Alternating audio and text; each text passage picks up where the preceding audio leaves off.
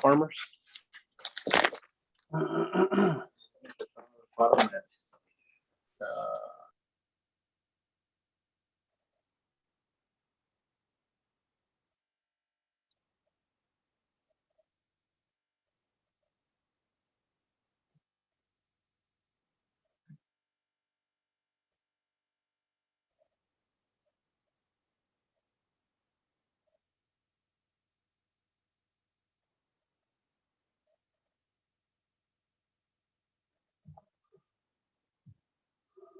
Hey, what's up, everybody? We're just getting everybody loaded up and dialed in. We'll start here in a little bit. A couple minutes early.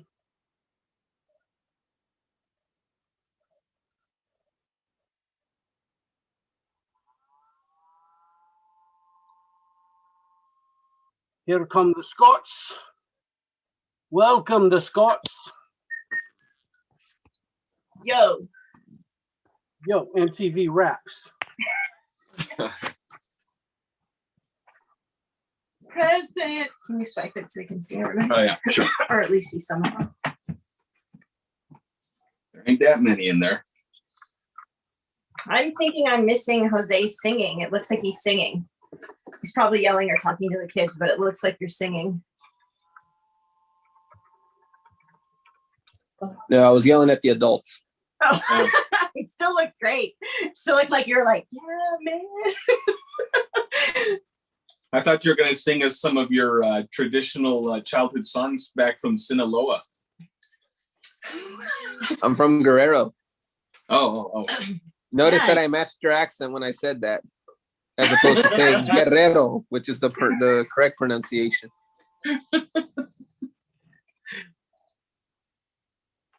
Oh. I was at my work and I asked the consolidator guy, the guy who's putting all the orders together, to give me a tapadera for this dressing, and he said, "What's a tapadera?" And I was like, "Man, do you Okay, want me to like to be that overpronounce person, everything?" what's a papadera? It's a lid. It would be a lid for a plastic thing. And I was like, "Okay, me das un tapadera, por favor." Like, I have to overpronounce every. Next time I want a burrito, do I have to say, "I want un burrito," and then throw my hat on the ground and start dancing around it? Like, yeah, gotta give and take on some of those things, Mr. Vargas. No, you will get beat up for that.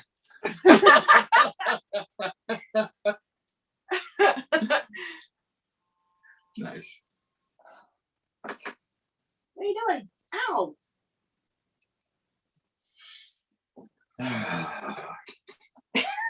Watch when he goes like, he goes up when he goes like this.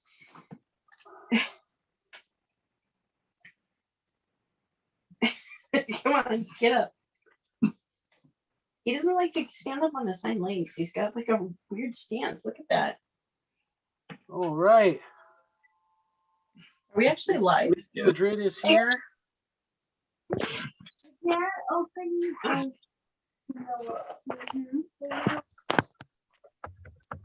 Is that on? Or did you go to your email? No, that's YouTube. What up, party balls?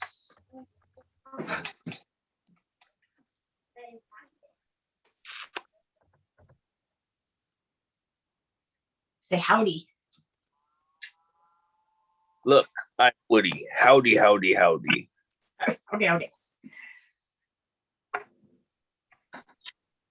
Okay. Mom, get panda. Scream 4? Yeah, Dude, I'm pretty good on my Scream movies, and I didn't realize there was a 4th one. there sure is. I feel kind of dumb now. Is anybody back from the originals? Everybody came back. Why haven't I Well, seen it? I mean, except for the dead people, right? They Maybe weren't- I it saw wasn't it just different weekend at press. Scream. Now I feel dumb.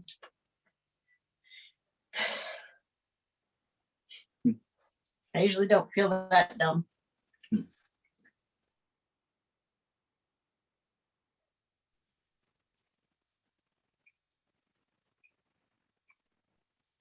Okay, I just had to share some links to this, and then we'll wait till Sokka gets here, and we'll get to the meat and bones of it. Do you guys have any? Is it Sokka or Zuko? Zuko. He's Zuko. Isn't he? Zuko. He's not the firebender. No, that's Zuko. Isn't that what you just said? No. Zuko's the bad guy. So you're talking about you're calling Lego the brother Brother. to Yeah. okay. Makes sense. I always just thought of him as the Geico caveman. So Why? easy, Lego can do it. I miss those commercials. Yeah.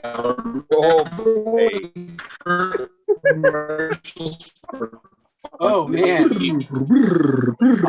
not At least it isn't just you anymore, Jose. You're not alone. Jose's You're me. not alone. No, I'm talking. Sucks again. Apparently, look. They are We'll fix frozen. it. We're frozen. Go fix it. If you look at the way he's frozen, Josh looks like Jesse Pinkman from Breaking Bad. Yes. Fix it. you fix it. I did it the last time. Why do we have to fix the phone every? I don't know. I told you our internet sucks here. We'll be back.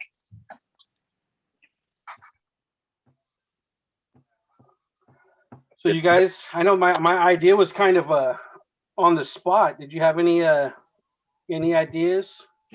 What Or idea? What did What's you that? guys think of the ending of WandaVision?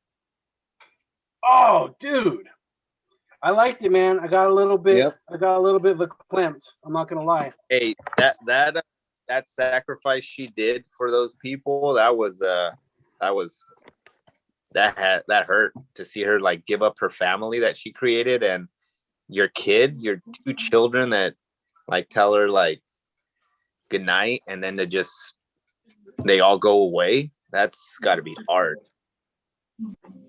I remember in the comics she goes crazy after she loses the twins, and that's when she like goes on a rampage. And in this one it's opposite. I like that she learned from Agnes and that she's taking on that role, and I can't wait to see her in Doctor Strange 2. Do you think they chose to go the she's a more Which no, not even witch, because she hated referring to herself like that. Remember, she told Agnes, "Don't call me a witch, I'm not a witch." I think she's aware now. She's more powerful than the Sorcerer Supreme. But I like and I enjoy the fact that because you're right, in the comics she does go crazy after losing the kids. But I think they did a great route with sidestepping that and making the whole hysterical woman trope and changing it over to a more like, I've learned from this, I've become a more powerful person. And it was cool. I felt like there was little glimpses of like the Phoenix from the X-Men movies. Remember how they do the final shot and they're kind of zooming over the lake? It looks like it's almost the same lake from the X-Men franchise when she becomes the Dark Phoenix, or when she becomes the Phoenix, the OG ones. mm-hmm.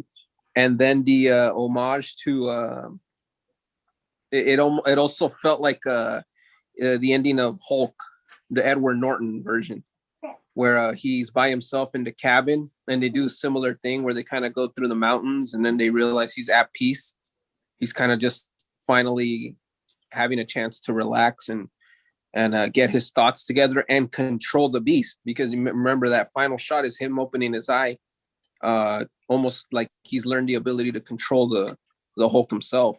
And in this one, it was so beautifully done where they're separated and she's enjoying a cup of tea, relaxing, kind of just being in peace. And in the other room, she's like Stephen Strange in it. And she's reading what's the name of that book?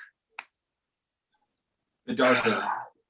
Yeah, she's reading from it and learning from it in a similar way that Stephen Strange was when he was first learning the whole the mystic arts. I thought that was like great homages. I've seen a lot of both love and hate for it on the different groups and whatnot that I'm in online. And one of the things that somebody had commented was that it wasn't a necessary piece. It didn't, the MCU didn't need it one way or the other. And I think that, you know, Wanda and the Vision were both really good characters that they didn't really dive into too much. They didn't get that proper greeting when they were entered into the MCU. So I think that it did give people a little bit more of a history of both of these characters. And I think it was executed well. I think it was original. The I Love Lucy bit and the sitcom bit. It was clean. It was fresh. It was original. You know, it made me laugh. It made me sad. It made me happy. I was entertained. So, you know, my hat's off to that whole deal. I'm trying to recall which comic artist I want to quote him saying, there's comic book shows and movies, and then there's shows and movies with comic book characters. And I feel like WandaVision was the first. It was a comic book show. It definitely made use of minor characters by bringing them in and making them greater and almost just as great as the main characters. And that's what great comics do. And turning dollars to $125 books. Like, you know, like for example, you know, changing publications, DC, when they allowed Grant Morrison to do All-Star Superman, and the way he went around and thanking everybody in his final days, and you know, they did a great job handling Olsen, Lois, everybody, and all those minor characters got their, like, you know, their spotlight. And I feel like that's what WandaVision did with Dr. Lewis, with the FBI agent, with Monica, with everybody.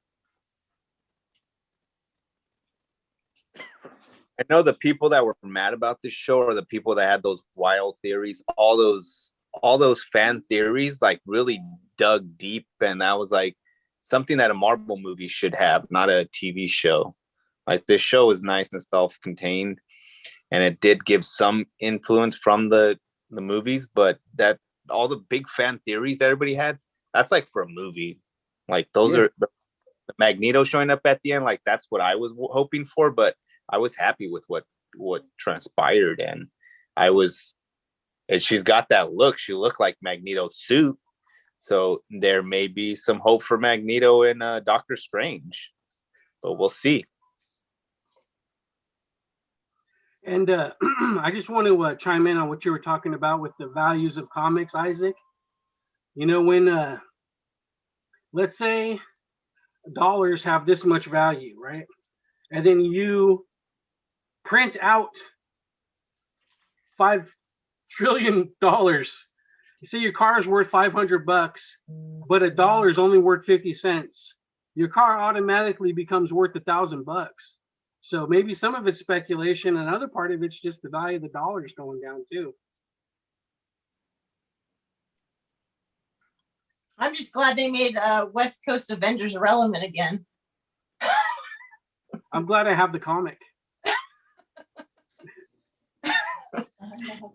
Okay, so we were going to be, it'll be a surprise if anybody's watching right now. We do have 6 people watching. Do we want to start picking movies yet, or do we want to talk a little bit more ish about other stuff? We should probably give more people an opportunity to jump in before we start setting up the Wheel of Misfortune. Okay. What else is going on this week? what else isn't going on this week. Isn't There's a this lot like, going on. isn't this the bye week for the Marvel? Because you guys were talking about WandaVision. Isn't this like the bye week before? It's like this week nothing, but next week Falcon and Winter Soldier starts, right? Yes. So we get a week of until everything ramps back up again. I was thinking about, we had talked about not jumping on with what everybody else is doing and doing reaction shows to those things. But do you guys think it might be worth it to try to do a little thing like this after those shows? Well, I mean, since we're doing this on a Monday and those things are released on a Friday, wouldn't this show be a venue to just kind of give a little review from each of us on whatever it was that we saw? That's Yeah. true. That's true. That's true. And to give everybody time to get it and for it to digest a little bit. And no, that's good. That's a good point. So we got somebody who wants to put a movie on the wheel. Oh God. Brokeback Mountain. I believe this was an Academy Award-winning movie. I've never seen it. This is an ode to Josh. I haven't seen it either. So there you go. Late to the party. It's exactly what we are looking for in our wheelhouse of the whole premise of the show. I've never seen it. I'm pretty sure. I think Jose and Lego both seen it. Just joking, guys. Wow, everybody got all like stoic. We said it, I'm like, Oh Dang. boy. No, I haven't watched it. So there I you haven't go. seen it either. We should just Wow. watch it all together. Me and the Cave Boys. we're Brokeback Mountain versions, huh? I got my stuff all set up here. My living room right now is so dialed in. Yeah, I we'll like all to- watch it. Liz, you stay home. All the boys will just watch it. Okay. Done deal. You guys can give me a recap. Man, if we're going in that vein, has a Human Centipede been out for 10 years yet? Oh God. See, that's in that vein of horror that I said I can't watch. That one I'll have to be sick that week. Let's just throw Milk and Philadelphia in while you're at it. Wow. Also, I'd Academy. do that. I'm down. I don't Birdcage. know. I like Milk is 10 years old. I know the Birdcage is. That one's funny. I Robin You put Nathan the Lane, bird on there. that right there is comedy gold if you want to laugh. Nathan Lane, Robin Williams, Gene Hackman, Hank Azaria. Hank Azaria. Oh my God, that's the best outfit. he Hank wears. Azaria is the pool boy. Oh man, he's so good, So good. so good in that movie. God, throw Birdcage on there too. If we're gonna have Brokeback Mountain, we have to have the Birdcage right. Is next that your up. choice, Isaac? Hell yeah! Okay. That movie's funny, man. It's super. I I've hope it never holds up. watched it. It was yeah. funny when I was. I hope it holds up. Dude, it's so good. All right. Who plays the Fun wife? times. I think my movie choices are going to be like the antithesis of these so far, but I'm excited to hear whatever crazy movie Lego has up his sleeve.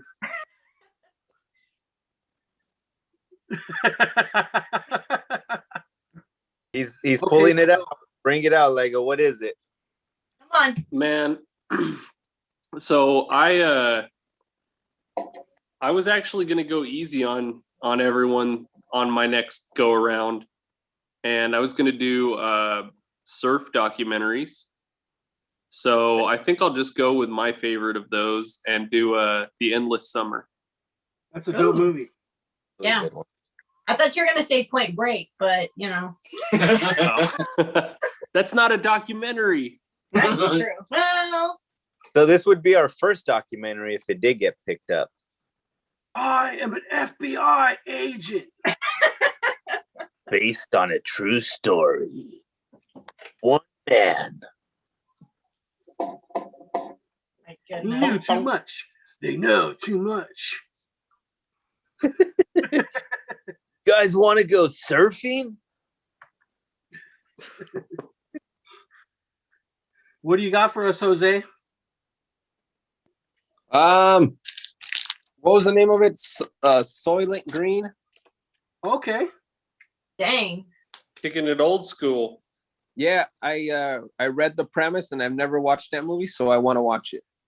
Oh, I think you're gonna like it. I think that's right up Jose's alley. I got What alley's that? There's a spoiler on. I'm not going to spoil it. Soylent Charlton Green. Heston, man, that's old all times right there.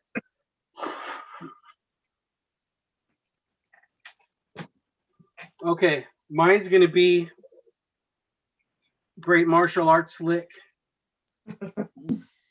Ong Bak, Ooh. ONGBAK. Heard of it? And then we can, one of my questions, if we do land on Ong Bak, we'll eventually get to Ong Bak no matter what happens. It's inevitable. But I do want you guys to think about the fight scene choreography in Exit the Dragon, Enter the Tiger versus Ong Bak, and see how you would review going back the choreography from the previous movie. I don't know, You man. can see where it's come to. Pretty spot on with that choreography. I don't know how you beat a dancing. What were they in that gymnasium? Oh yeah, the girl fight. Yeah, that one. Yeah. I got another one that we might want to check out to see if it still holds up. Odds haven't even said a pick, you greedy bastard.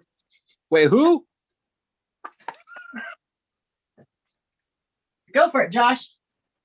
I'm gonna pick one that actually just made it to our list because we're in 2021, and thankfully it will be a breath of fresh air in the light of all this garbage that you guys have been spewing up. But I'm gonna go with 2011's Sucker Punch. I can't. I've never seen that. Oh, I don't know if you're in for a treat or not. it's one of my favorites. I think Lego's gonna like it. I don't Not know. bad. Sucker Punch I enjoyed. Sucker But Punch. I'm a cheerleader. Isn't what's his name? Poe Dameron in it? Yes. Hey guys, we got a request for but I'm a cheerleader. When is that one? Is that one got the time frame in it? I believe that one is I forgot. I was whipping out the phone. Let me look it up. Josh is looking it up now. Cool. And we have another one for Night at the Roxbury from one of our great fans, Maribel Lopez. I've never seen that. But I'm a Cheerleader is 1999. It's good. Okay.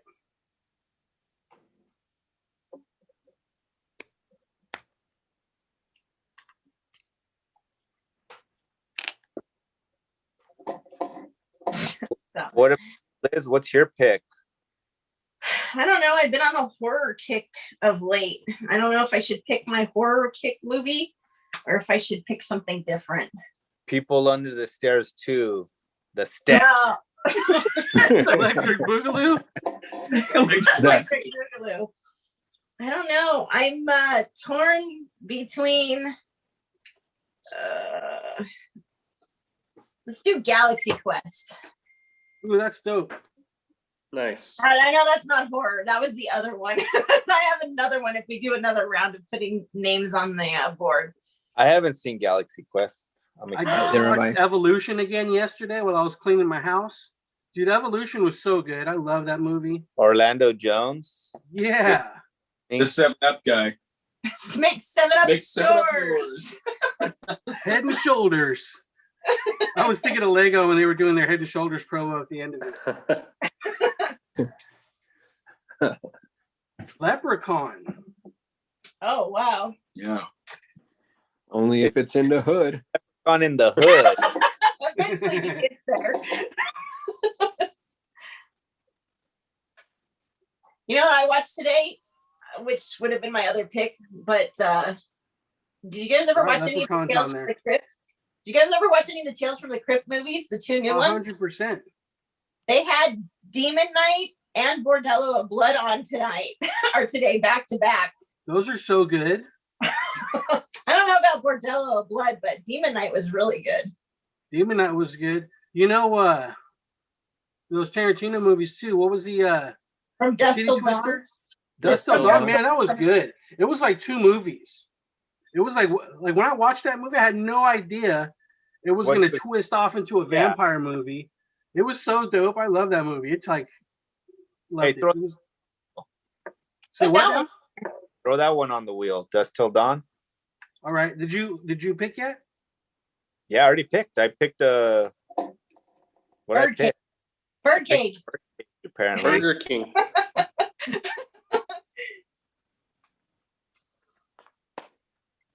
All right, we still got 1, 2, 3.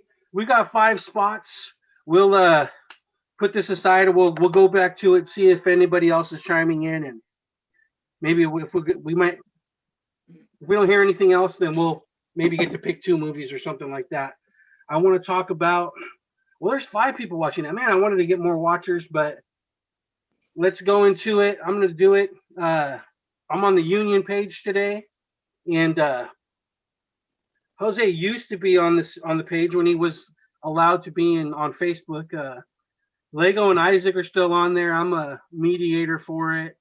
And Scott's I think they're aware of what the Union is, but it's kind of like this. What would you It's a say? gang. Call it what Yeah. it is. It's a gang. We're a comic book group. We're not a gang. I'm a part of the Union. We're enthusiasts who love to show off our collection or our They're a finds. gang and they're troublemakers and they cut in lines at conventions.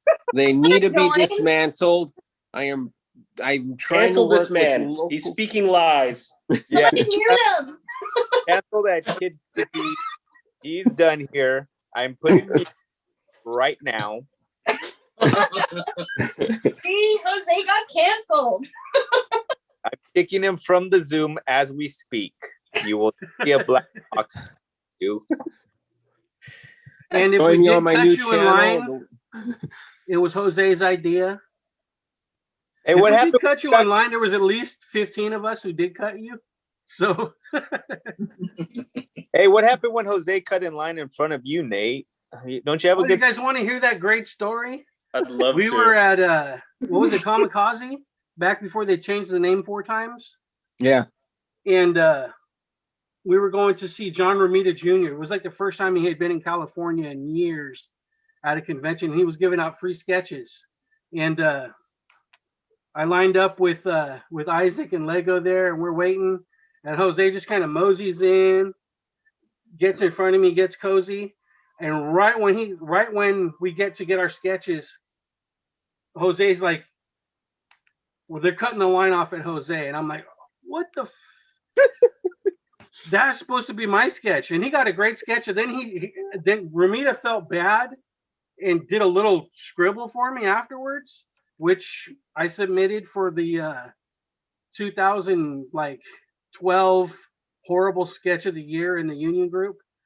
So it was bad, and But not did that I it have win? animosity to Jose for it, but every time I see him, I do mention that story. He does. Hey, and if I can be honest, your sketch was really cool, dude. It's horrible. You should appreciate it more. I don't think Mr. John Romita Jr. would appreciate you bad mouthing his sketch, man. You ragging on his cord. Hey, but how much you want for it?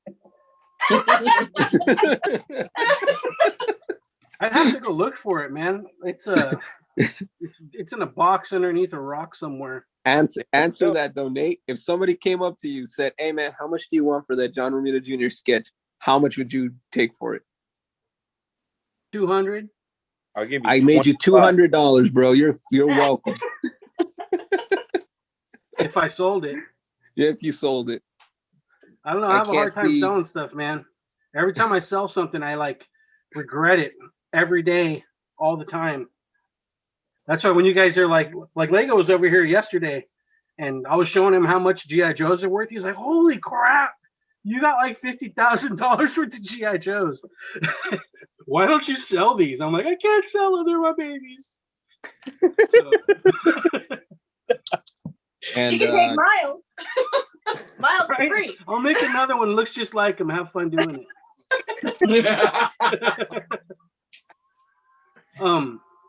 it's So worth back to noting that- back to what I was talking about in the union.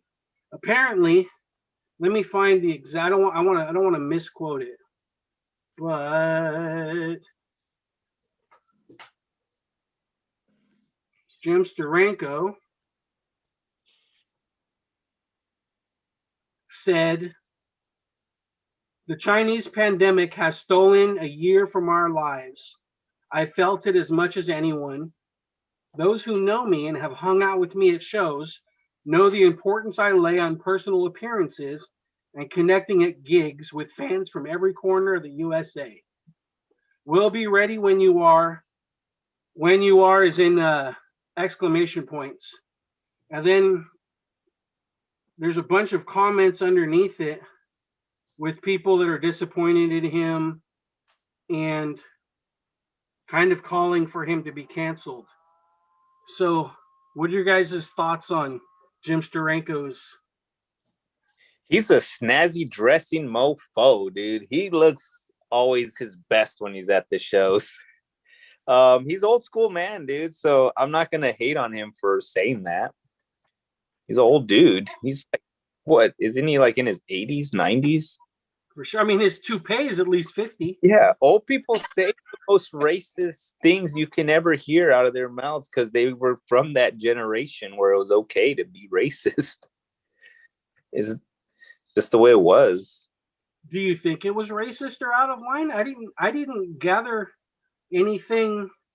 I think because he mentioned it as the Chinese virus and what's going on right now with the way that they're being attacked out on the streets, it's kind of like, dude, come on. It's already, the damage is already being done, and it's just like you could have used a better word. You could have just said COVID-19, but with him saying it like that, it kind of just adds more fuel to that fire that's going on right now. But So like I it's said, the- oh dude, It's the actual calling it the Chinese virus. yeah. But I mean, hasn't before? Now I'm not leaning one way or the other, but I'm just going to posit some things out there. When they called the Spanish flu because it had originated in Spain and it wiped out a bunch of I'm returning offended World by War that. One vets. I'm Say that offended again. by the term Spanish. Isn't it just the flu? I'm just joking. More or less. I didn't know you were Spanish. Or like like when the bird flu came Rick. out. Come on. I thought you were Central American. When the bird flu came out, were people like anti-bird species? I think that Actually, yeah, they were. I just did it with my BB gun because I did not want to get that flu. like no, but I want to play. I want it to be light, but I do want it to take it a little bit seriously and just to really think about, like,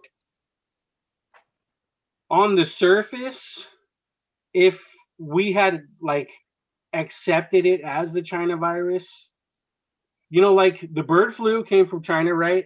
The swine flu came from China as well, but we didn't call all of those a China virus. They all got different names, probably associated. Why did this become the Chinese flu or the COVID and not become like the bat flu? I don't know. Maybe think people are trying to be offended. And who's going to cancel Jim Steranko? Is he going to lose his sitcom, or what's going to happen to him? Well, look, I think part of the issue is, and this is probably something that happens for those of us that are a little bit on the older side, is we've been in the world for a long time, and we've been through a lot of pandemics, and we've never had the world react in this particular way. And it seems a little bit on the nose and a little bit absurd that it's coming out of this place that's our global enemy. That a lot of people don't think about this, but the Communist Party of China is our number one enemy on the world stage. And, you know, talk about bat soup all you want, but their number one virology research lab is in Wuhan, where the virus breaks out, and everybody wants to call it a friggin' coincidence. There's just too many things that smell rotten about this. And I think the fact that it was called the Chinese virus initially was because we're recognizing that these people are our enemies. They don't have our best interest at heart. And this virus that comes out of there and you know, supposedly hits everywhere like a ton of bricks and starts, you know, killing people by the millions. You know, basically the whole thing is messed up. And I don't think that we can accept the narrative that as it's been given to us. And I think Steranko probably feels the same way. And he's probably like a lot of us, that we're just ready to get back to life as it was before we all got scared out of our mind. Yeah, and conventions is pretty much his lifeline right now, right? I don't know how much, you know, old artists paid into Social Security and whatnot, but it's a I'm big sure- deal. I'm sure he gets, because they've been doing, Marvel's been doing a lot of homage covers, but they're always for their like super ratio variants, like the 1 of 50s and the 1 of 100s, and they're bringing some of the old like art that they've done in the past out. I don't know if they're getting any kickback for that, or if Marvel just figures, well, we own the rights to it, let's just use it as a promotional thing. But yeah, I mean, a lot of artists are like that. Their bread and butter came from these conventions, and you know, and especially if they like, that's how they're able to keep their, I don't want to say legacy because that seems so grandiose, but their legacy going with the next generation of kids. Nate's going to bring his kids, Isaac and Jose, you know, you're all going to bring your kids to the convention to meet your comic hero. And that's when they get a chance to meet kind of the next generation to carry on that they're, you know, I love this artist. I'm going to introduce you to them. They influenced me this way. And then they get to connect. And then them, I think as an artist, especially the older ones, are like, they can see that they're, the next generation of kids are following and appreciating the same their art. And they know that when they slip off into the oblivion, they know that they've hit that next generation, or that, you know, a couple of generations out, that they're not obsolete, that this is still going on, and they've left something behind that people are going to know and appreciate. I think that's important for some of these, especially some of the older artists, to know that it's. Yeah, Nate did that with Lin Wayne and some of the other guys when he met him with Miles. And I remember seeing those pictures, and it was just like, that's cool, because you could tell in that picture that you're telling Miles about Lin Wayne and how he influenced you, and you can see the spark in your eyes and like the interest in Miles. Just in that pictures that you have of that, you can tell that was like a pivotal moment in your fan geekdom, that you were able to enjoy that with your son and share it with him. Does he remember? Let's ask him. Call him over. He's doing homework, man. He's in trouble. Okay, we got some people joining in. Let's see. Kitty K, Make Have It. Kitty K says, reality is, if you were Asian, how would you feel? Well, it's a tough one. I guess being a minority, it leaves you with a bad taste. Yeah, can I? Being the Asian guy here, I'm not offended. Yeah, let me address that. I don't think that this is when it's called the Chinese virus. I don't think that the shot is being made at the Chinese people as in the Han people. I think it's being made at the nation state of China. And we have to differentiate between that. You know, when I say that China is our number one enemy on the world stage, I'm not talking about the Chinese people. I'm talking about the damn commies. You know, I grew up during the era of the Soviet Union. I remember who the commies were and why they're the bad guys. And they've just moved over to a different nation. So I don't think we need to take the idea that it's called the Chinese virus as an offense against Chinese people. It's against the state. We need to keep that separate. And one more thing about this whole viral thing that we're experiencing. It's not the virus that killed businesses and killed conventions. And really, it's not even the government that has this ridiculous overreaction and the fact that they're trying to oppress us. The real reason that the conventions have all failed is because we are cowards. So when you wake up in the morning and you look in the mirror and you're lamenting the fact that Comic-Con is canceled this year, remember that it's because you put on a face mask and you social distance and you don't go to your grandma's for Christmas and all of that stuff for this overblown, ridiculous virus. It's just, I'm sorry, it's not what they're telling us. These people that govern us, we know that they're corrupt on both the right and the left. We know that they're liars every damn day of the week, but for some reason we take their word as gospel truth when it comes to this virus. I wouldn't have these people that run the show make me a friggin' cheeseburger. Why am I going to take medical advice from these guys? They don't know what they're talking about. They just don't. Sorry. Lego, you haven't chimed in too much, Lego. What do you got for us? I'm just along for the ride here. Hey, my coworker David showed up. What's up, David? Nice. I'm You know, cruising. I don't want to say that I agree with Josh 100%, and that's why we're all here. We all have different ideas and points, and I want to say that, you know, when we look at history's villains, and we talked about this a little bit earlier, and we were probably offline, but we talk about history's villains. You get number one, a bad guy villain is always going to be Adolf Hitler.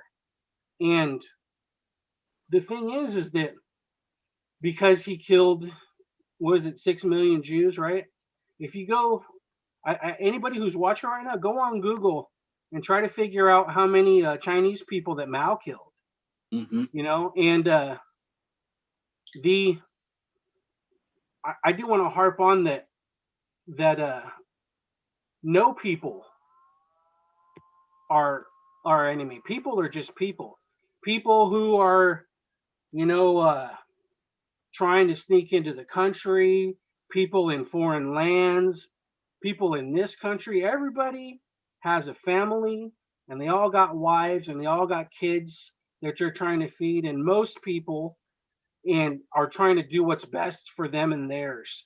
And, you know, there is an element of people trying to control us. And there's always something deeper to what's going on with all of this stuff. But I just don't think that the cancel culture, you know, like the best way, in my opinion, for these people to be silenced isn't to remove the microphone, it's to let them say what they want to say. And then if they seem silly, then they silence themselves because people stop listening to those people. And when you remove the microphone, people kind of they'll go over there and they'll try to follow that. And it can be a tough time for sure. So let's try to lighten this up a little bit with that little rabbit hole.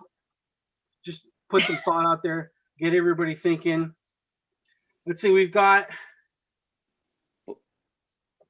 But didn't you just describe what cancel culture is?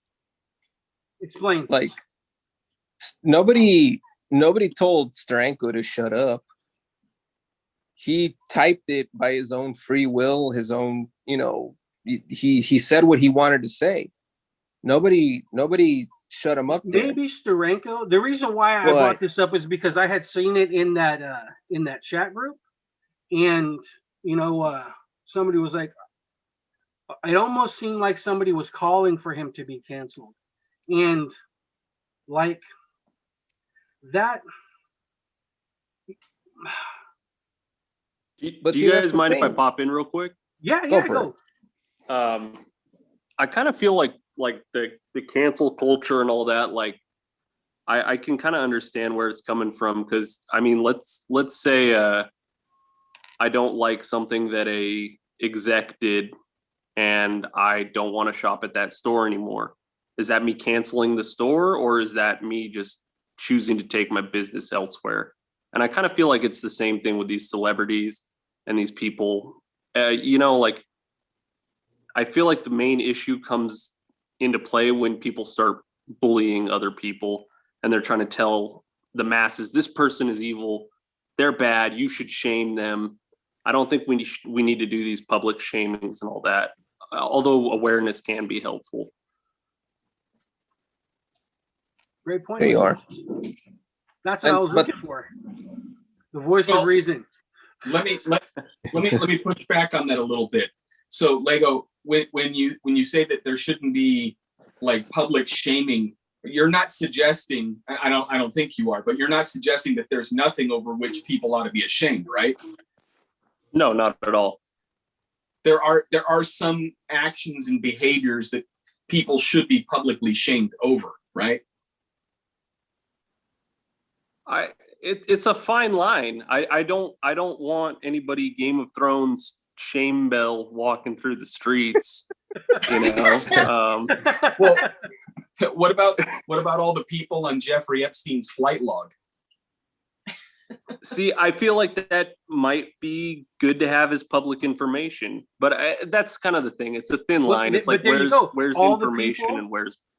Sorry, like what? all the people, like you guys seen Eyes Wide Shut, which might be a good one for the wheel. Like when Tom Cruise and Nicole Kidman got invited to that party, they didn't know what it was at first. So I wouldn't say necessarily look at the flight log. I would say look at a bunch of flight logs and see the repeat people. Yeah. You might, you get the benefit of the doubt of one, like, oh crap, this isn't something I want to be around. Let me get out of here. If you see somebody on there one time, they can get a buy. Let me go to let's see what's going on with That's it. our watchers. Let's see. Has anyone on the panel had COVID? You Not guys? that I know of. We're not sure, because part of the problem is that I don't think the government even knows for sure when it first started showing up over here in the States. Liz and I got pretty sick last year in February, but that was before the lockdowns. But we were only down for a couple of days, and then we were right back to it. But it was a gnarly fever, and then it was like a lingering cough for a couple of weeks. But that was before the hysteria set in. So, you know, I went back to work like as soon as I felt good enough to work, and nobody was freaking out about it. You know, the freaking out came later, but maybe, I don't know. It was a different like flu for us. Yeah. We did lose our sense of smell and taste and all that stuff during it, which I'd never had that happen before, but we've never been officially tested. We just think it's happened. But Okay, let's see. that was a year and a half ago or something. No, you're A year Yeah, ago. I think everybody on the panel has been sick at least once during this whole thing, and you might have thought you had. I took the test 3 times and came back with 3 negatives. I even spent 5 days locked in my garage on an air mattress watching the last Airbender. I went on a bend. Airbender. You're welcome. Let's see. Bree wants to know where to buy a shirt. Lego, you want to? We will have shirts available on skulldudejoe.com. There's going to be a separate collection connection tab. We're waiting on a few photos to come through before we launch that. But if you'd like to hit us up on Instagram, Facebook, any of that, we can go through the messaging system and get you one sent out. Let's see. Bree says this is heavy. Yeah, this is pretty heavy, right? We haven't gotten too controversial here yet. But you know, some of these We talk about after the No, show. it- So yeah, that's the whole origin of this. Is we get together, we shoot late to the party, we talk about these movies, and then we end up hanging out for hours afterwards. And I'm like, man, we have really good conversations about stuff kind of offline. So we wanted to throw this out there for people to be able to hear what we're talking about, and you know, it can add a third show to what we're doing during the week. Kitty K says we should be able to think for ourselves, and I agree with her. That was my point. And how do you know what is real? Bree G is so lost. Okay, so let's inject some levity to this. Take it a whole nother direction. those people who are watching this who watch Late to the Party know that our show was People Under the Stairs. And we are going to be shaking up our movie selection format for a little while to be where each person on the panel picks a movie, and then we open up the wheel for YouTube people to be able to nominate movies. So those of you who are just chiming in, we've still got a few spots left on the wheel as we're 5. talking here. 5 spots, yes. That So as we're many. talking here, we can add some more spots to the wheel.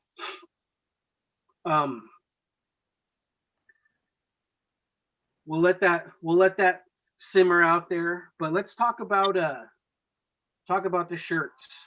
We've got some cool stuff coming down the road. We've got the Collection Connection shirt that Isaac's wearing there. We've got a really cool Vote for Jose shirt that came from the inspiration from when we did Napoleon Dynamite, the Vote for Jose, because Jose had selected Napoleon Dynamite. And then we've got a Lego designed Collection Connection, or not Collection Connection, Comic Cave t-shirt. It's got a real cool like shimmer to it. So, and then we Lego and I are working on some other things currently. There's we've got a Late to the Party shirt coming out. That's got. Go ahead. Sorry, I actually have that design pulled up on here. If you guys want a sneak peek Yeah. at what we got rocking. All right, let me flip this camera. I hate it. I'm just joking. Looks like you. Oh, it's my finger over the camera. Sorry, guys. I was like, what the heck's happening here? All right. Not sure if that. Sorry. No, I can see Guess that. I'm an old man. Yeah, so we got all our little faces. And I'm not sure if I like that font, but we'll see. I got a lot of hair. Why did anybody tell me my hair looks like a witch's head? Yeah, these haven't been signed off on yet, so we'll see. They might change. No, that's cool. I like it. I like it. See, Kitty K already wants one. Late to the Party. We do got to incorporate popcorn buckets in there somehow, or maybe we'll have several available. I don't know, but we do have. It could just be a popcorn kernel off to the side somewhere. I like that idea. Little nugget. Yeah. Kitty Yeah, but K then wants across- one with just Liz. But then across the That's back, Liz. it should just say 10 buckets. We'll have Lego. Right. Awesome. So let's see what's going on. Pick of the week last week. Cavemen. What was it? Demon Days? Is that last week? Yes. Peach Momoko's intro. Our pick of the week was TMNT, this hot new book. I have no idea. Wow. This is pretty cool. The Turtles. I Heck? think that's already on the fourth printing, right? This is the 4th printing that we just got our hands That's on. a third. This is pretty cool. These like weird reptilian. Hey, ninja- that's dope. so Dude, I want that. When did you get that? hopefully I just got It's this mine, Nate. file, dude. Some guy just handed it to me. I put it in my trunk and it's here now. At my house. Is And it there's- the cross I'm kind of case of surprised that you Pioneer guys didn't Keepers? sell that. Don't you sell everything that's cool? Jose, don't you sell everything that's cool? No, I keep the stuff that's cool. The Comic Cave's pick of the week was a Demon Days X-Men book from Peach Momoka Momo from Avatar. The art gem cover that we got. It's a creator owned, like she did her own thing, and it's like folklore. It's pretty dope. It reminded me of Neil Gaiman's first Marvel work with 1602, where it Oh, was old school, like 1602. The all the Marvel characters are in there, but they're in different times, and it was pretty badass. And to see this, like when that book came out, like 15, 20 years ago. This Yeah. one walks that line, and it was beautifully done. I'll let my other cavemen talk about it. Well, let me hop in real quick. That cover that he just showed, the controversy on that cover is that YouTube kept pulling the thumbnail down for that video. They pulled it down twice. I thought that they pulled it down because they said that there was nudity. So I'm like, maybe the caveman's nude. So I switched the caveman out for a different one of the Common Cave logos, and then it came back that so I just assumed that I'm like, where's this nudity at? So I switched to the other cover, which do you have it there? Because if you look at it, the way it looks is it kind of looks like a boob, maybe. Sort of. The way you cropped it, it looks like she's like exposing a boob, like she's ready to breastfeed. Yeah, but there's no nipple. I know, but that's still YouTube's like, no. No, no.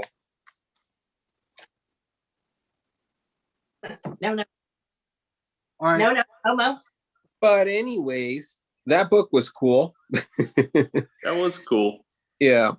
Are you guys stoked for any books coming out this week? Have you looked at any at the list yet? Knock 'em Dead's coming out again. That one was pretty cool. Yeah, I saw that. I'm stoked for Luna #2. There we go. Luna #2 Yes. from Maria. I don't remember what her last name was. I'm not sure how to pronounce it. I don't think, even when I did know it. But I think there's a few #1s coming out too. There's Nonstop Spider-Man.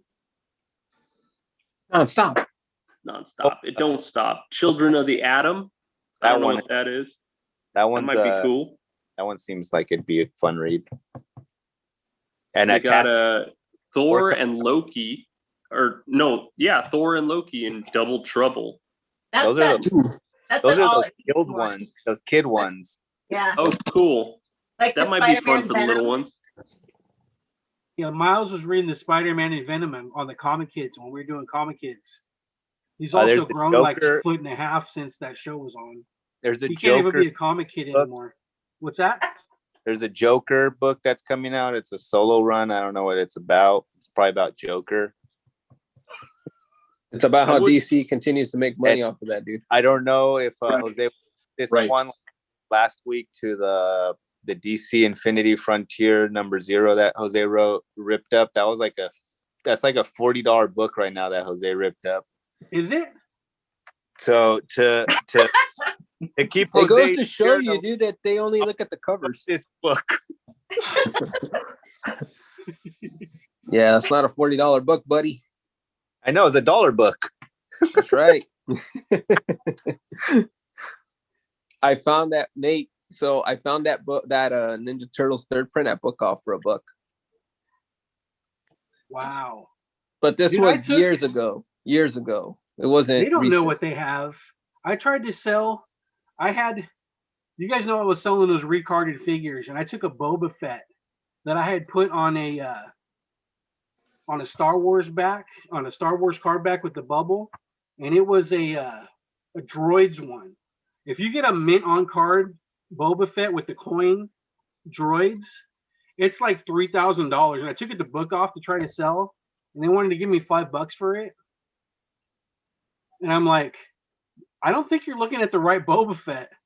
I was trying to pull a fast one on them, but they didn't even know enough to not fall for it. Like I could see if they're like, this is recarded, but they didn't even know what they were being given. So I don't think that they got to get like some Liz's and some AJ's in there to be able to tell what the collections are that they're getting in. Because sometimes I think they're losing more than they're getting. No, Nate, they don't, because then it allows us as the collector community to go out and to find those. Yeah, gems. Nate, shut up, Nate. Damn. That's true. Or you could just hire an AJ or a Liz to go with you to tell you if it's. Nate, when if was it's the good. last time you were in to a Book Off to try and sell? Oh goodness. Because they have dudes checking now. It It was, takes They It take was about like a an Latina chick. She no. had They like these take about crazy an hour. fingernails on with like a diamond on the middle, and one of the fingernails had a different color. And she was like using the fingernails to itch in her hair and pat her head. No, dude, they have it takes about an hour to assess any collection. And it's because they have somebody now looking at everything to make sure that they know what they're getting. So you're not going to find another one of those for $1? No. And that's how you keep them away from book off.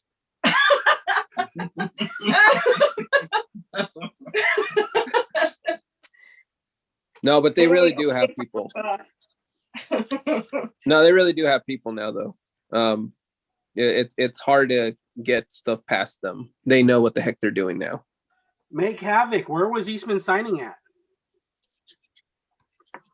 Home.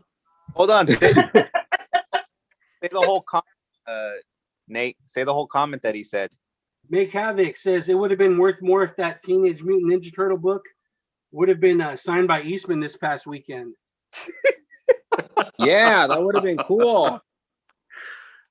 But is he out there signing? What's he mean by that, Jose? What he means by that is that he's a jerk and that a certain individual who's going to remain nameless took responsibility of getting my book sent out to get pressed and to be signed by Mr. Eastman, and he missed the deadline. He sent everybody else's books in, but he forgot to include mine in the package. You want me to draw on it for you and just put it in? Hey, but Jose, he did get you that cool dread button badge, so you know you can't forget that. It wasn't Isaac. It was another friend. You want gold? Want it in gold? I could do gold. I'm just gonna say right now that I didn't tell him to get vengeance on you for cutting in line for that sketch. I had nothing to do with this. I'm totally innocent. Yeah, but the difference is that sketch was free. I needed to pay for this. And that's where you went wrong. Didn't even pay. This is one of those things I would have been more than happy to pay for, but it didn't get done. It's all right. Hey, life, man. Like between now and then, Mr. Eastman, just don't do anything to get canceled. I want to meet you at a convention and get that book signed. And give you a ride in the Batmobile. And give me a ride in the Batmobile. Yeah, no, that copy's staying with me for a while.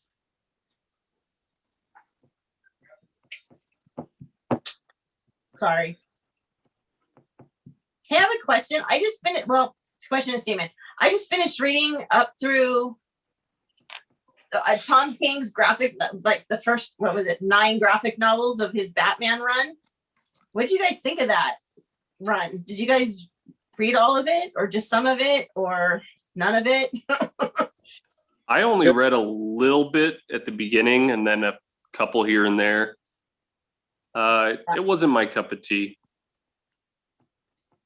Same. Gotcha. I got a few issues here and there too. I haven't like read all of it. I think I have mostly the whole run, but we read every week that I'm kind of burned out when it comes time to like read on my own now. Fair enough. Yeah, I was I got the stack of graph. I think it's the first 9 so it's up through Penguin and Batman team up. It's after Catwoman dumps them. Spoiler alert, everyone. And after the Mr. Freeze story, there's like, yeah, I don't know. There's a couple of good like storylines here and there in it, but I don't think Batman was Tom King's character to write. I liked his Mr. Miracle and I liked his Strange Adventure stuff, but I just don't think because I think he's a good writer. Just this wasn't the character for him. I just when he was on a Batman book, I mean a Batman panel that we were at one of the conventions, he showed up wearing a Superman shirt and was talking about Superman's origin opposed to Batman's origin, and me and the guys looked at each other and was like, dude, this idiot came to the wrong panel. Talking about Superman and how Bruce Wayne came on a ship and tried to fit in with the humans. It was wild, man. Like, what did he do? I don't And know. the way he did Heroes of Crisis really left a sour taste in Make Havoc's mouth right here. He said King did Flash Wally West dirty. See, I haven't read Heroes in Crisis. Because there's I think it spins out of or spins out of one of the Batman stories, because there's the one where Booster Gold goes back in time to give Bruce Wayne a gift for his wedding or something, and it goes all like bad, and Booster gets a little crazy and he's killing people left and right, and so then they have to send him to this farm, and I'm like, had I not known about Heroes in Crisis, I would have never known about this farm thing. So I think he spun that out of that particular storyline.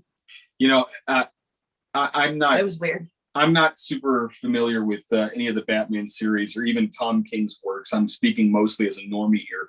But I did see on YouTube a panel that was done about Batman a number of years ago. And Tom King was on the panel. And I think one of the other guys on the panel was Frank Miller. And if memory serves, Frank Miller basically like poo-pooed everything that Tom King had been doing or saying about Batman, basically told him he was totally wrong about everything. And I kind of thought that was a seminal moment in, you know, putting a mark in my future not to read anything by Tom King. Make Havoc says, don't read it. It's not good. Ah, shit, I got it on the graphic novel, and it was the next thing on the pile because I knew Heroes in Crisis spun out of this. This lady's a trooper, man. She keeps her comic knowledge up here. I mean, I might be a little bit behind because I wait till like a lot of graphic novels come out, because it's easy for me to sit down and read everything on a weekly basis. I'd go broke and probably insane and not enjoy it as much. But I like to sit down and like read like a chunk at a time. I read issue 1 all the way through graphic novel 6, which spans I think like 50 issues or something like that. And I like the War of Jokes and Riddles. I like that one. That little story. I like the main story part. I don't like the border storyline, because I think what I don't like about Tom King writing Batman is he makes him too introspective and too much in touch with his emotional side. I don't want that in Batman. I want my superheroes to just be, I don't know, like tough. I mean, I don't know. It was too much of a, I've never seen Batman cry so much in my entire life. I've never seen him cry and weep and be so introspective with everything that he does. Wait for City of Bane. That was one of the I'm trying to remember the storyline. City of Bane was just rehashed. To me, it just seemed like it was rehashing this whole thing with Batman and Bane. It's rehashing the same crap I read with Night Quest and Nightfall and all that stuff. It's like, really, we're gonna redo this and just slap a new label on it and be like, hey, here's an original thought. It's like, nah, dude, I'm old enough to remember that first stuff that came out, and this isn't an homage to it. This is just you trying to put what they always like to say, their spin on the character, and it's just, it was. But the like I said, the main portion of the War of Jokes and Riddles was really good. That border, because it comes about, he's telling the story to Catwoman because he wants her to know he has a deep, dark secret about that time. And it's like, oh, God, really? But like, if you just went to tell the story and just left that as a Batman story, the actual like meat of it, it was really good. It was very interesting to see. I've never, see the Riddler and the Joker and the Bat. It was almost like one of those, the bad guys split down the middle and they teamed up. Okay, Riddler and Joker over here, and they're like, picking teams for the dodgeball or whatever. Okay, I get you, and I'm gonna get you, and that part was really cool. But the rest of this stuff, it was just like, eh. I give it a solid 4 out of 10. Out of 10. Hell yeah. Make Havoc Hell says yeah. it sounds like you're talking about Scott Snyder. Oh, see, I like Scott Snyder. I Why? don't know if I like his Batman. I like Scott Snyder when he was writing American Vampire. I like the American Vampire series. Yes. That was Severed. Did you ever really read good. Severed? No, she I hasn't. have not read Severed. I have not done Severed yet. There's James something Lewis. else he wrote. James Lewis wants to know if anybody's hyped for Hero Reborn events. I wasn't hyped the first time it came around. God, I'm so old. Well, this I'm so time- old, but I was there when it first came out. This time, Jason Aaron and Ed McGuinness. That's what I was gonna say, dude. They got some pretty heavy hitters on that one. Jason Aaron's done things I don't like. Cover though, Jose. The cover's gonna be. Let's see. I'll tell you right now. I got the previews. It's a $5.99 book. You're right. You think Jose will read it? Stay tuned. Comic No, Day. I give Jason Aaron a fair chance because he's done more things that I like than I don't like. So I give him a fair chance. Yeah, it just has a bad taste in my mouth whenever they bring Heroes Reborn. I get like a little twitchy with the But remember, so oh god, you, flashbacks. No. that's what I like about comics though, because it's different from movies. With movies, they have a successful, part one, and they do really well with it. And then years later, they remake it and they screw the whole thing up. With comics, I feel like oftentimes they'll go back and touch on a concept that was actually really solid, but just executed poorly and remake it with someone who they think will be able to handle it better. I don't know. Like I said, I like what Jason Aaron has done. So I have a good, I want to give it a good chance. Plus, I really dig Ed McGuinness. So to see that combo working, I'm interested. They got me. Sorry. How is this storyline coming about? Because the original storyline, it was coming off of the whole X-Men onslaught thing, where all of the non-mutant people got shunted into a whole new universe, and just the X people, the mutant people were left, superheroes were left behind.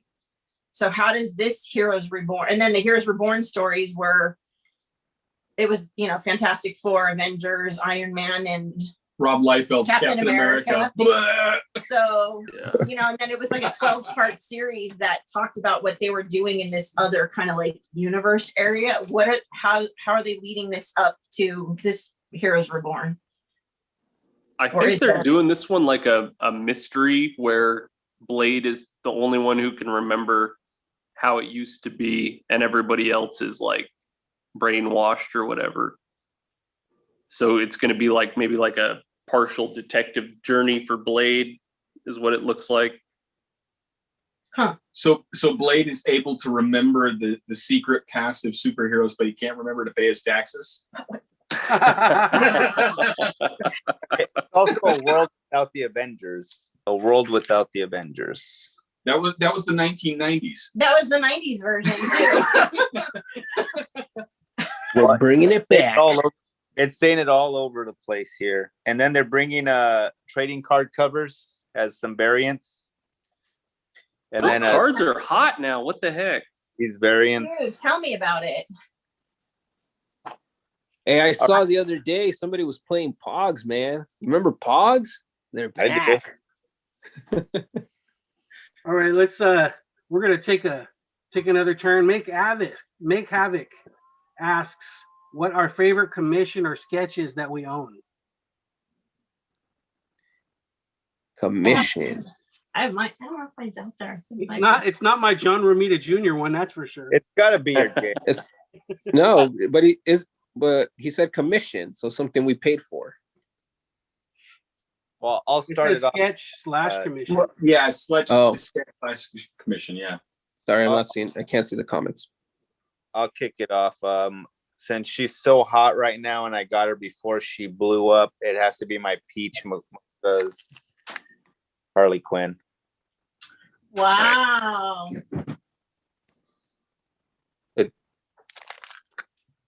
That's Yeah, pretty all right. cool. I got that. All at right. the- I don't know if I can find mine. Everybody's like jumping ship. like how everyone's running to find their So- art.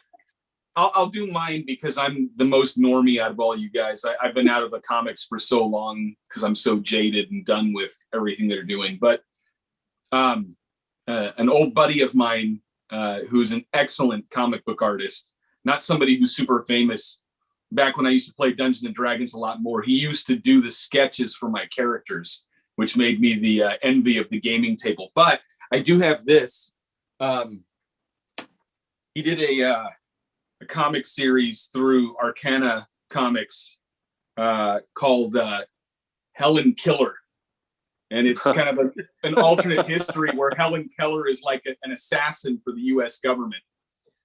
He's done a couple of independent series like that, but he's an excellent artist, and I can't speak highly enough of his work. But like I said, he did a bunch of sketches of my D&D characters back in the day. Yeah, I want to go to the comments that Make Havoc did introduce me to Peach, and that's how I got that cover. I'm surprised. But Art Chang and got me some sweet art from him too. So thank you, Make Havoc, always hooking it up. I got a few here that I was gonna go send to get slapped up, but let's go. This is a hot one right now. We've got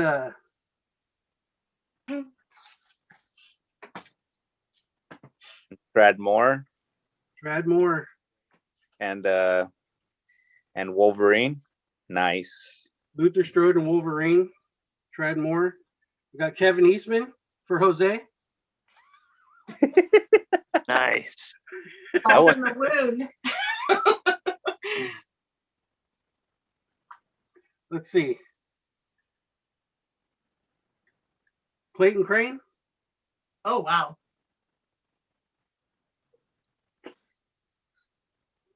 Mine aren't that impressive then. This was hard to see, but Mike Mignola. Nice. Little pencil work. I have one of my first commission. Stan Sakai. Nice. That's a good one. You got down on that. This one's dope. This is after he had his coma and he woke up and his style changed. But I think the new style is just as good as the old style. Will Casio. Hey, Make Havoc said your favorite, not your whole collection. They're all together. Oh, dude, there's way more than that. I have a handful. I found my favorite one. Oh, here we go. I didn't get into the commission stuff as early as you. My first commission work actually was by Tim Seeley for the Grayson #1. He did Titus for me. Oh, nice. Nice. So I'm an animal person, so all of mine have Hey, some Lego still owes you a fat cow. That's right. That'll be my. It's coming. So that was my first commission, but I think my favorite one is the Star Trek Green Lantern one that was done for me with that's Dexter cool. and the Tribble. I have So a I deck start too from Bernard Chang. Nice.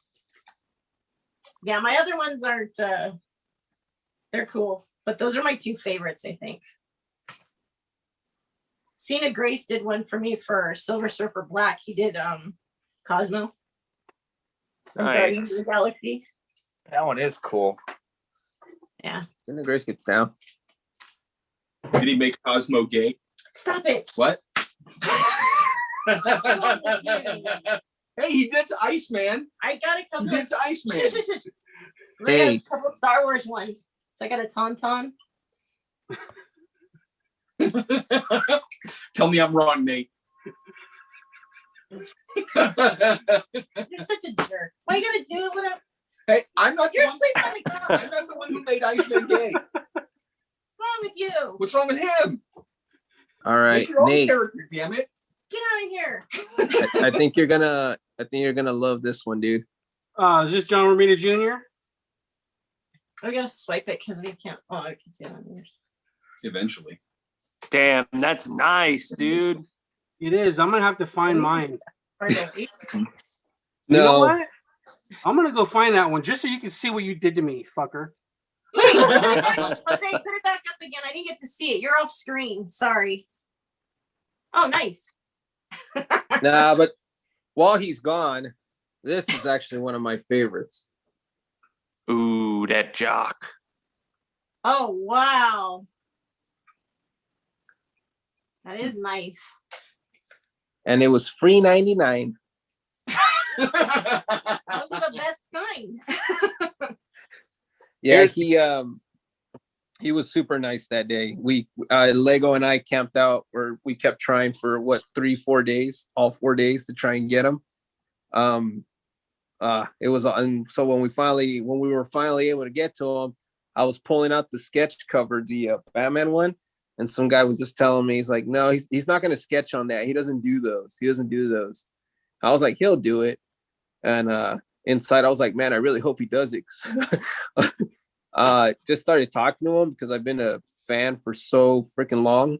So when he finally got that's dope, dude. It's Cyclops. It's Cyclops. It's cool. That is dope. What do you mean? You big baby. That? Look at my hit girl. You're such a whiner. Yeah. Nate, you win. Dude, the worst sketch I've ever seen, and you guys don't know, the Union guys don't know, was Nick Vargas's Wonder Woman sketch. I'm not sure who it was from, but it looked like Wonder Chola. she was like Shy Girl, eh? I got a ampersand in a Batman cowl from Why the Last Man by Pia Guerra. Nice. Oh, cool. Hey, I got a Pia Guerra too. And then my spider cat from Jenny Park. We need a Hey, you spider dudes cat. know who Kevin Altieri is? Oh yeah. He gave her a rump for sure. Little junk in the trunk. For anybody watching who doesn't know who Kevin Altieri is, he was a storyboard and writer for Batman the Animated Series. Yeah. And then my Mark Silvestri Thanos. And all he kept cool. when he was drawing it was Thanos? Really? As he's drawing. Like, just keep drawing, man. Here's my other JR. I was able So to you find got two of them? Yeah. I have 3 of them. I was able to find some of that work from my buddy who did that Helen Killer comic. This is one of them. I don't know how well you could see that, but That one's pretty sweet. Oh, that's Wow. nice. He gets down. That's Yeah. awesome. he went to work, and of course, if he ever becomes famous, I have actual original one of a kind artwork from this guy. It's gonna be big bucks one day. D&D made me some money. That's cool. Do you got anything handy, Lego? Yeah, man. I grabbed my Sandman book. I thought we were just picking one, but you know, Okay, Jose. Oh, wow. got Oh, that's this dope. from Jay Lead. He started off this book with a bang, and I was like, "Yeah, man, this is a good idea." So Nice. that was a really cool memory meeting him. Really cool guy. Yeah. That was a nice rabbit hole. Make havoc. It took us down. Everybody gets all excited to go show off all their stuff. Oh, still showing. Okay. Come on now. Did I you got my guys see my Bisley jock? stuff, too. I don't think you guys saw the jock. One more time. One more time, okay, for the fans. They're gonna have to make you like a t-shirt just with your picture, holding up your picture of the what's the next Jose picture? Have you seen my jock? That should So, be on like- the front, and then on the back is just the picture. So, like, since he made that for me, am I technically the legal owner of it and I can make prints and sell them? It's a good question. Or does he own the character? Like if you get Frank Miller to draw you a picture of Batman, the picture's yours, but you can't go and sell prints of Batman, I don't think. Sure, you can. They do it all the time in Artist Alley. And at Artist Frank, Alley. That's true. But what We- about when you go to like Frankensons and that dude has like he took their print that he bought off the guy in Artist Alley, copied it, now he's selling those prints at Frankensons. You guys know what I'm talking about? Those dudes. yeah, and they also do that in some of the malls too. I've seen it. We have a question from Bree that said she's 5-year wedding anniversary coming up, wants to get her husband a slew of comic books. Any recommendations? Philadelphia. Is he a normie or a noob? Saga. Saga's good. I like Fables. Bill Willingham, his Fables series. Yes. Oh, Talking about that TV show Once Upon a Time, right? Yeah, kind of. Uh, they took the nod from that. Yeah. I think Ex what you want to do is Machina. pick up like a trade paperback or an omnibus or something. If somebody wants to be able to sit down and get into a story, if you're going to be chasing floppies, it'll be tough because it'll be hard to just- find. Sure, it's probably going to be graphic novels that she should go with for sure. Yeah. And one of them should be Ex Machina. If you're looking for something recent, We need to get check out that. the Comic Cave's Pick of the Year. They had a bunch of great books and great series that they talked about for 2020 as well. Even Wonder Woman Dead Earth, that one was great. Don't need to have any huge knowledge of her going into it. But the classics are always good. Dark Knight Returns. Dark Phoenix Watchmen. Saga. Yeah, Watchmen. Just depending on what his cup of tea is. Don't forget Alex Ross's work, Kingdom Come, Oh, Marvels, yes. Justice. All of those are great series. Agree. Definitely. I think what A else? little bit of a lull here, huh? So let's see. You guys watch anything good on TV? Or I just watched this show on Hulu, starring Frank Grillo, I think. It's called Jeez. Punisher. You just disappeared, Jose. What was that? Powered Up? Super powered? Something like that. Powder? Power Up? Powder. Oh, I thought you were talking about the movie 1996.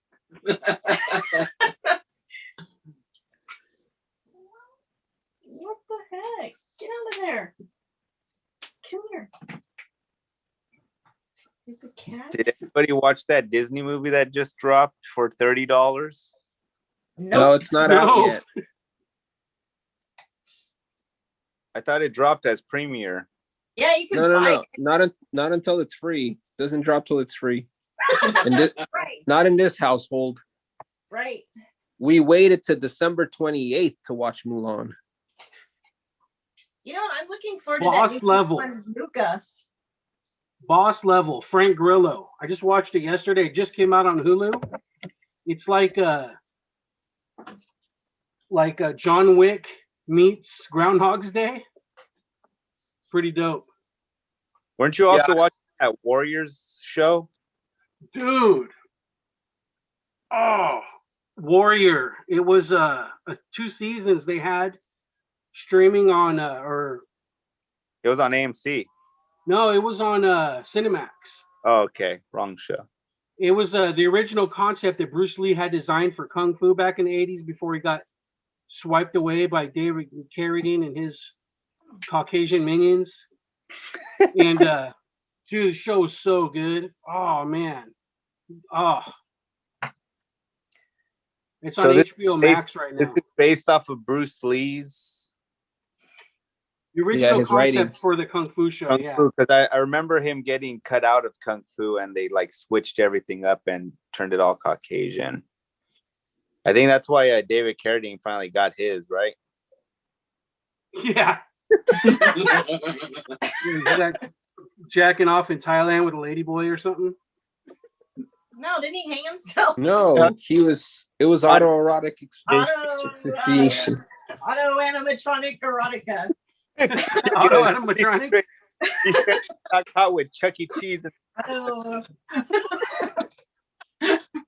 No, The Warrior though. The Warrior, check it. It's on HBO right now. HBO Max. Oh, which I want I to have take that. a page out of Lego's book and not hype up these streaming services, but there's still an outside shot that they do a season 3 on that. So if that does, like, so good.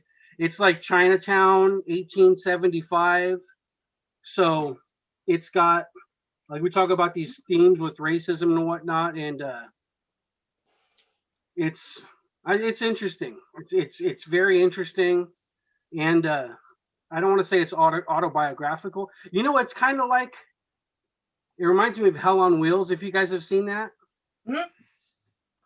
you guys. Oh man, did you like Hell on Wheels, Liz? I liked it. Yeah, it was the Continental Railroad, building of the Continental Railroad. It was really good. It's like a Western meets big corporation. Yeah, Corporate- no, I mean, yeah, it was really good. It was historically, they did a good job on it.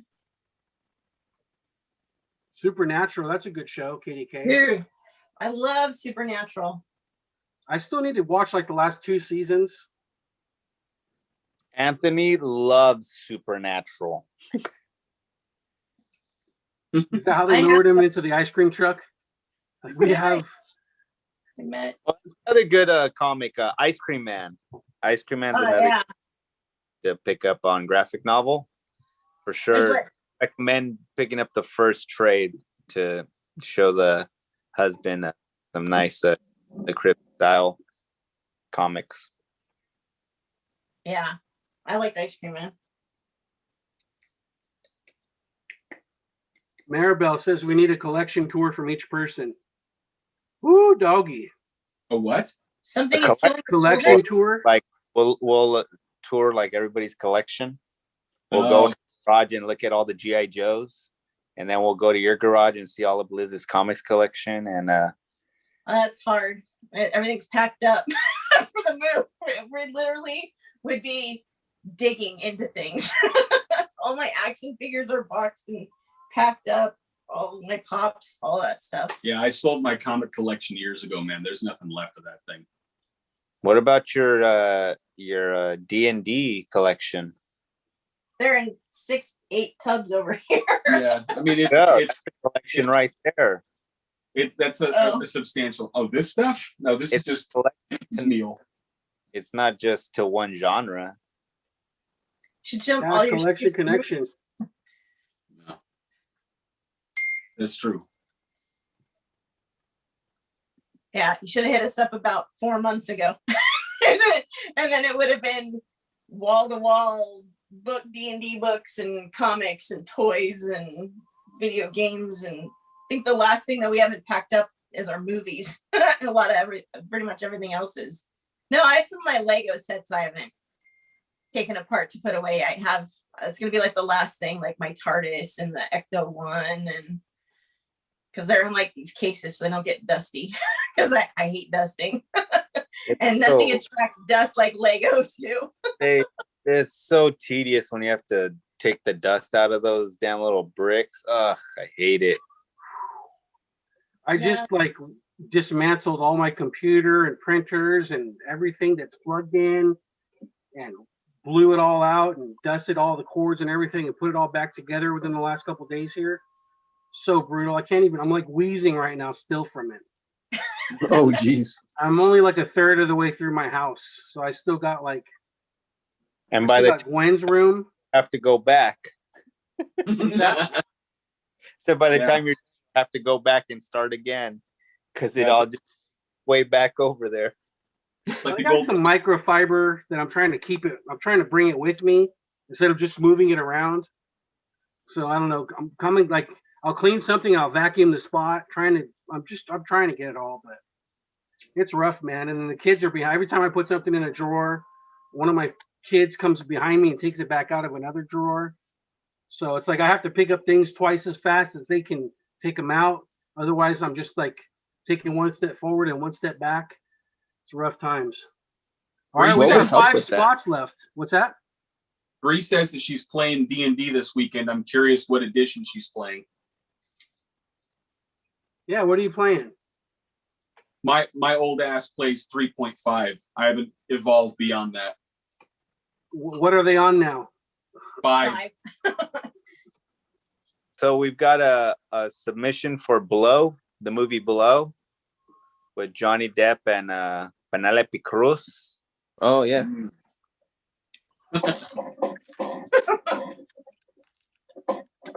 Four more movies to pick. 4 more spots. Dun dun dun. Yeah, how do you keep yours all dust free?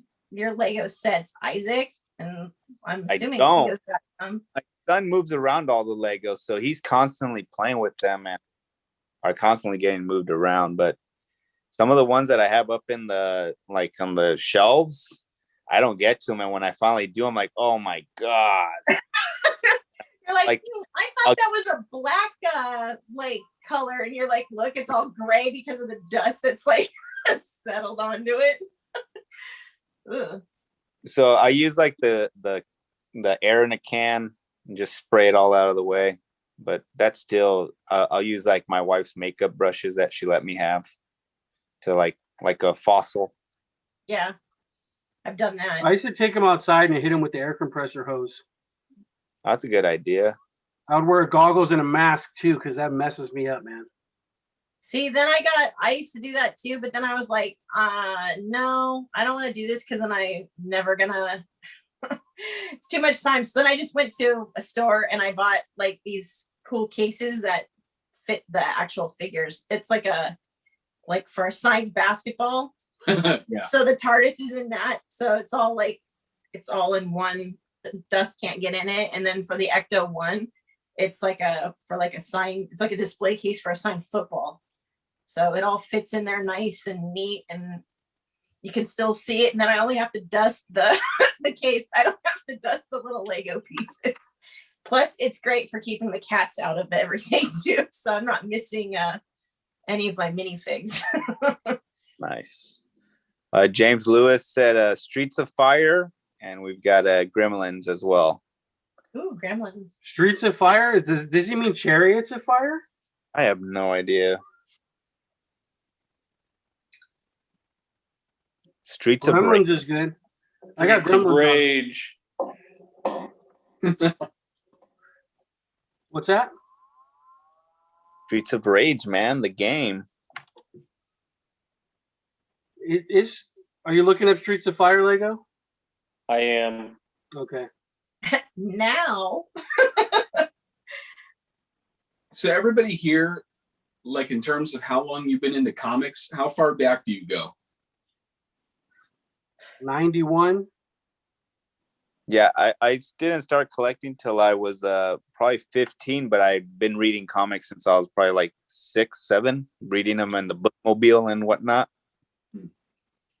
But I don't know how far my my reading list goes, because I was trying to consume as much as possible when I was able to like read them from the bookmobile. And for a while when they were reprinting all the classics and stuff, I was trying to read up on all those. We've got Make Havoc here for 27 years of comics. Damn. I thought he was nominating a movie called 27 Years. You're all writing it down. I was going to. Bree put Gone with the Wind. God, I don't want to fall asleep. It's in there. Isn't Gone with the Wind canceled? Isn't it racist? I don't know. Can we? Is it even playing anywhere anymore? Like the original, like cut. Lego has like 5 different copies. Oh, brother. It's on the wall behind him. That's right. It's on the wall behind. I was like, wait a minute, somebody got that movie poster. Also got the big laser disc of it It's like too. the most successful movie of all time. Cat You know Eye. what? I've actually never seen that movie all the way through. I've seen Oh, wow. parts of it here and there, but I've never actually been able to sit down and watch it all the way through. It's a pretty Right. long one. I read the KDK, you book. said Cat Eyes. Is that The Cat's Eye from Stephen King? Yeah, it's got to be. Streets of Fire is a crime thriller, and it's starring Willem Dafoe and Diane Lane. Diane Lane. I'm down. She's a looker. Well, Got lots of leather jackets. Is that Bill Murray? So we got one spot. Do we want to do Streets of Fire? It's got HBO Rick currently has the Moranis. first Godzilla. Gojira. Gojira. Was it 1954? Let's do it. I want to put Gojira. Sorry, James Lewis. You can catch us next time. Hey, yeah. Yeah, it's on HBO.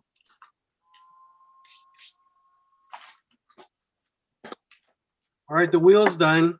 Looks like we've got some questions on here before we spin the wheel. Let's see. Isaac gave you your first comic. Who gave you your first comic? Oh, I got it as a Christmas gift at a gift exchange in elementary school. I made a post about it in our comic cave a while back when I found it in my collection. It I was got my first comics from 7-Eleven. That's where Josh got his. no, mine was Circle K. Oh, sorry. My bad. You know what? Oddly enough, despite all my love for like fantasy fiction and stuff like that growing up, I never picked up a comic book until I was a sophomore in high school. And it was only because I'd stopped by the Circle K on the way home to pick up a Dr. Pepper. And I'm walking back and there's one of these spinner racks. And I just happened to glance over and it was the weirdest friggin' thing that I ever saw. There's the cover of a comic book and there's a guy who's wearing an American flag basically as a costume and he's fighting a mummy. And I was like, what in the literal hell is this? And I had to pick it up. So I grabbed that along with the Dr. Pepper. And after that, I was hooked on Captain America. That one issue sold me. My first comics were the old classic illustrated. My dad has a bunch of those. I don't know where he got them, but he ended up getting a bunch of them somewhere. And I just remember opening up the box and seeing them in there. And well, along with his old, like, Cinefantastique magazines and Fangoria magazines, and then Classics Illustrated. What the hell? It didn't make sense. So I read those. My first superhero one, though, was a Daredevil comic. What a tragedy. I can't remember. I have it. I just can't remember what issue it is. It doesn't stick out. It was the image. It's Sabretooth. They're in the sewers and Sabretooth's jumping and Daredevil's like holding or putting himself in front of a girl or something and protecting her. But just that image of this wild beast looking thing in the sewer and this dude dressed like a devil was like, it like intrigued me enough to, I think my grandmother actually bought them for my cousins, my brother and my cousins, not thinking that her girl granddaughter was going to actually, going to read those. And I ended up squirreling them away and stealing them from my cousins and reading them. Cause she got me like Barbie and like Minnie Mouse and all the Disney ones and stuff. And I was like, they're cool, but what are these over here? And Animax and all those old Marvel Star comics. Did I tell you guys how I used to get money to buy my comics when I first started? Yeah. Anju Pits? No Punji Pits. I'll bet you a bunch you pay if you buy my comics for me. I think I told the Comic Cave guys, but I'm not sure if I told the Scots, but they had soda machines in the schools. So in the morning, I would get like a wad of paper and I would jam it down in the coin slot. And then throughout the day, I would have a popsicle stick with a piece of gum on it. And I would go and take all the coins out that people had got jammed in the machine. And I'd probably get like $3 or $4 a day. and comics were like $1 back then. So I would use that money that I took from people's jamming their coins and go buy comics with them. What a jerk. Ever the entrepreneur that you were, you're a man ahead of his time. Jose, what was your first comic that you sold? I don't think I've sold any comics. Oh, yeah, I have. I'm not was going the to say first what. comic you ever got? It was a like a small little boxer bag that my dad got. He found them at work. My dad works in landscaping, so they were throwing them away. But I remember it was like a mix of like cartoony looking Ninja Turtles, some random Spawn. That's mainly what I remember. And I remember I liked them, but they didn't make sense because it always felt like it left on a cliffhanger. And the next issue I was picking up didn't follow that. That's when I realized, like, oh wait, they're different stories. So I would just kind of just read them, and never made any sense. And then I never really cleaned up. I was like always getting in trouble with my mom for never cleaning my stuff up. So I think she might have threatened me. And she said, I'm going to throw those away if you don't pick them up. And I called her bluff, and she won. Because I never found the books again. Like one day they just went missing, and I remember asking my mom and dad for them, and I was looking under the bed and I couldn't find them. And so it wasn't until like I got into high school that we would have like that mandatory like 15-20 minute reading period, like after third period or something like that. So I remember the teacher saying, you guys can read whatever you want, and I never brought anything because I was one of those. And there was this kid in the class who always had comics. And so I remember asking him if I could read one because I never brought anything to read. And I remember reading like Shadowhawk. He had like Cyborg, the Spawn villain. He had a few. And then I don't know, I liked them, but I was always focused on other things. I was never really, I think I really got into toys. And then it wasn't until I met up with the Cavemen. And I think at that time, the New 52 had been rebooted. So it felt like a good time to jump in. I remember asking Isaac if he knew of any shops. And I think, I don't remember. I think we Googled a shop in Newport or something in Costa Mesa that was open till midnight because we had just gotten off our inventory shift at work. And so we went down there and I started buying up all of these. I remember I bought Batman and Robin, Batman, and a few other ones. And then he was recommending a couple. And then the whole thing just started from there. So whenever New 52 kicked back up, that's really when I jumped really like back into it and started reading consistently. Got caught up on all the old stories, and yeah, rest is history. And Lego. I think my first book I ever read was a Detective Comics. It was Batman fighting the Firefly, and it was like, looking back at it, I reread it recently, and it wasn't the greatest story, and it like wasn't the coolest art, but there was just something about it that got me hooked. And like I remember after I read that, I wanted more Batman. I wanted to like go to the racks, and I saw Spawn, and I was like, oh, that dude's sick. That cape, gotta have the Spawn books. And it kind of grew from there. Nice. Yeah. Let's spin the wheel. I want to see what we get. I'm getting nervous. Let's run through it real quick. There's a lot of terrible stuff up there. We've got Gremlins, Birdcage, Leprechaun, But I'm a Cheerleader, Ong Bak, The Cat's Eye, Gone with the Wind, Sucker Punch, Glow, The Endless Summer, Dusk Till Dawn, Galaxy Quest, Soylent Green is People, Brokeback Mountain, Gojira, Night at the Roxbury, and back to Gremlins again. So that's a very eclectic choice of movies for us there. It's a crazy Let's wheel. what's that? So that's a crazy wheel. Makes no Let's sense. do it. It really is the wheel of misfortune. We're gonna get Brokeback Mountain, guys. Get ready. Clench up. I already am. Gojira. Gojira. The original, right? The original. Yep, it's currently on HBO. We're gonna have to F it find it ourselves then.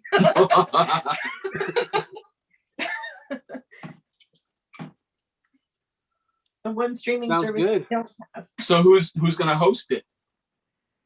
Jose. Jose should. Yeah, it's your movie, dude. I'm ready. All right. So, what did you guys think? I'm just kidding. Oh, you mean next week? Million now? Are we doing it now? How about now? No. Okay. My favorite scene was the when the lizard was on there. I really liked how when he came out, everybody was so scared and like they didn't know what to do and they're just panicking. That was like mind blown. And the special effects, whoa. Way ahead of time for sure. I liked it how they had the end credit scenes and it refers to Kong. Right. Ooh. All right, let's wrap it up, guys. Thanks for joining us. I think that was a pretty good show, actually. I think we were able to jump and we're getting a little bit more smooth with how we're going into different stuff. Those of you on the panel, if you guys have some kind of a lane you want to steer us into for next week as we're getting our bearings on what we're doing with this, then it should help make things a little bit smoother. Because we're kind of just like, let's look at our sketches. So, Hey, it was asked by a fan to show our sketch. That's right. and that was a great lane for him to bring us into. I might even have some more pulled out next time, just to. Just in case. Yeah, it could be a thing. Did you guys see my jock sketch? No, Jose, show it to me again. It's a thing of beauty. You should let Isaiah color it in. Right. I've been looking at the art that he's doing, and it looks like it's coming along. It fit perfectly with that sketch. You guys just wait till I get to exploit my child. All right. Thanks for watching, everybody. Thanks for joining in for Collection Connection, Late to the Party Crew, Comic Cave, and Talking. We're out. Right.